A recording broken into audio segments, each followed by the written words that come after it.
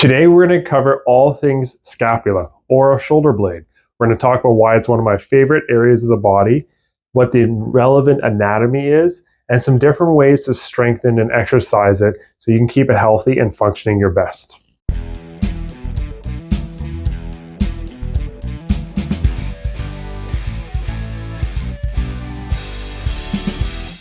So the scapula is your shoulder blade, and your shoulder blade sits on the back of your rib cage. The reason why it's my favorite area of the body, or one of it, is it only has one bony attachment to the actual ribs or your trunk. That's through the clavicle. So your clavicle is your collarbone in the front, and your shoulder blade has one attachment right into the front of the chest. And that's the only bony attachment for your entire arm and shoulder blade. Everything else is just muscles. So it relies heavily on muscular support and function and strength to have normal mechanics of the whole arm and shoulder. So it really just sits on there and it glides up and down, forward and back, and rotates, pivoting on one bone, and everything else is muscle. If we're looking at the back of our shoulder blade, the muscles that bring our shoulder blades back or retracted are our rhomboids. We have our rhomboids minor and our rhomboids major. On the bottom, if bringing our shoulder blade forward, so the opposite one, we have our serratus anterior. Above it, we have our levator scapula, which elevates our shoulder up towards our ears. And we also have our traps, or upper fibers of traps, which also help with elevation. We have our mid traps over top of our rhomboids that also help with retraction, and our lower fibers of traps, which also help to bring our shoulder blade down. So there's a lot of motions of the shoulder blade that kind of come into play here as it kind of elevates, depresses, protracts forward, retracts back. And then when you have all those muscles working together, you get upward rotation and downward rotation. So here's what it looks like on a real person. Here I get elevation of my scapula from my upper fibers of trap and my levator scapula. I get depression from my pec minor in the front, actually, and the coracoid, and the lower fibers of traps. I get retraction from my mid traps and my rhomboids, and I get protraction from the serratus anterior, which is from the bottom here. When the serratus anterior, lower fibers of trap, and upper fibers of trap work together, you get upward rotation. So that kind of helps to elevate the arm.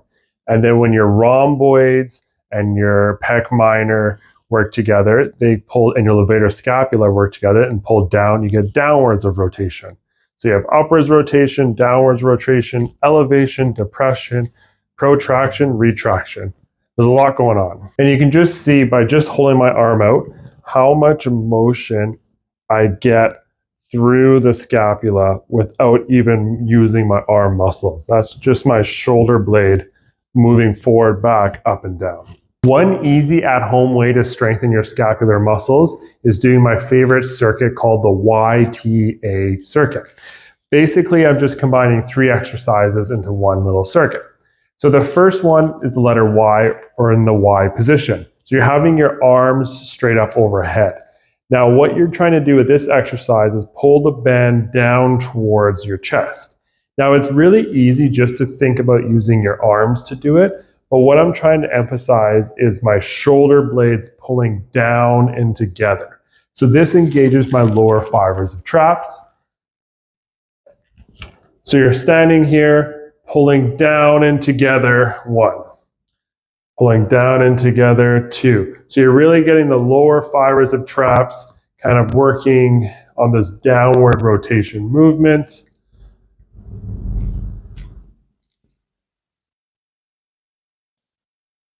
The next letter being the T. So then you're just pulling the shoulder blades in together. So you're just retracting the shoulder blades, really working the rhomboids, your minor, major, and your mid traps. So you're just trying to emphasize bringing the shoulder blades straight back together, pulling the band apart. And the last one being the A. So you're just kind of pulling the band up towards shoulder height here, really thinking on the shoulder blades pushing up and out. So I'm really thinking about the shoulder blades pushing up and out here. You will use your deltoids for this because this is pretty much shoulder abduction, but you will get the shoulder blades working. To make it a circuit that I enjoy doing, what I do is I do 3 rounds and I do all 3 exercises in one. So I'll do 8 reps of the Y. So we'll just do a couple here. And then I'll do 8 reps of the T, just doing a couple there. And then I'll do 8 reps of the A. So I'm in that A position. After you do the 3 exercises, 8 reps in a row, take a break for about 30 to 60 seconds and then repeat it. If you're going to do 3 sets, I'd recommend taking a minute break in between. So that's a good little way to kind of hit all the primary motions with just using a band. One of the best exercises for training the serratus anterior is doing the protraction or the scapular press in a high plank position. So I'm just going to come into a high plank position here, keeping my core nice and stable. What I'm doing is I'm allowing my chest to drop down while my elbows stay locked, and then I'm pushing my shoulder blades towards the floor to lift me up. Lowering myself down again, and then pushing my shoulder blades down to lift myself up. So this trains our serratus anterior, which is really important for all our bench pressing motions and our overhead presses, keeping us nice and strong. I like to do this one in particular for about 2 to 3 sets of up to 15 repetitions. To make it harder, you can try working towards a one-armed variation where you're just pressing up with one arm here. Now, if you like to use weights, there's 2 primary exercises I like to do for my scapular retractors. The first is a modified bent over horizontal row. So kind of like a typical dumbbell row position, you'll be in this supported bench stance with one leg on the bench, one arm on the bench. But instead of rowing into your side, I like to row outwards, kind of like in that T-bar position. So I'm pulling my elbow out to the side, squeezing my shoulder blade together. So this gets a little bit more emphasis on the interscapular, so your rhomboid muscles and your mid-traps, than using your lats like you would in a dumbbell row. So kind of having it out to the side and then straight down. I like to do 2 to 3 sets, 8 to 12 reps for this exercise. And then of course, another really popular one, and one that I like to do as well, is doing a bent over dumbbell fly. So just kind of in your standing hinge position, so making sure you have the hips engaged, weights in front, and then you squeeze together. Really gets the scapular retractors going. One exercise that I find much better than doing a traditional shrug at your side is doing an A shrug. So holding on to some weight in the letter A position, you have to maintain this position the entire time as you shrug up towards your ears and a 1, 2, 3 count down. This really targets your levator scapula more and the upper fibers and traps because it puts them on their optimal working angle. So this is a great way to kind of get more bang for your buck on a shrug exercise. One of my favorites here. Again, 2 to 3 sets of 8 to 12 reps. And to be perfectly honest, one of the best things you can do for total shoulder and scapular health and stability is an overhead press. It does train all of the upward rotating muscles, so you do need your retractions, so your polar ones as well.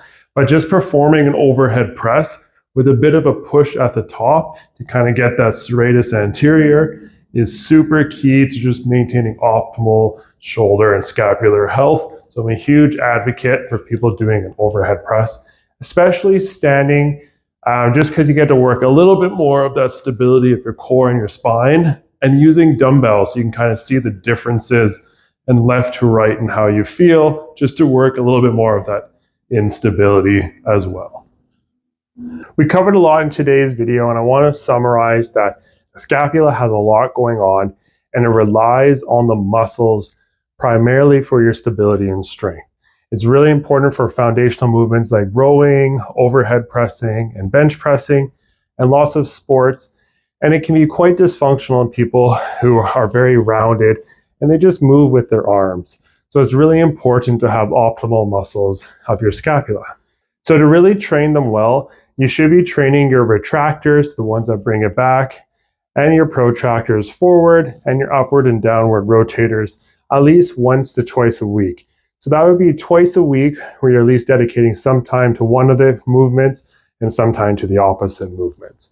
Ideally, trying to be somewhere between 2 to 3 sets of 8 to 12 reps. If you can keep your shoulder blades strong and stable, you will have better performance overall with all of your activities. Thanks for watching. Please like and subscribe, and leave a comment below of something that you'd be interested to see next. Tune in next time.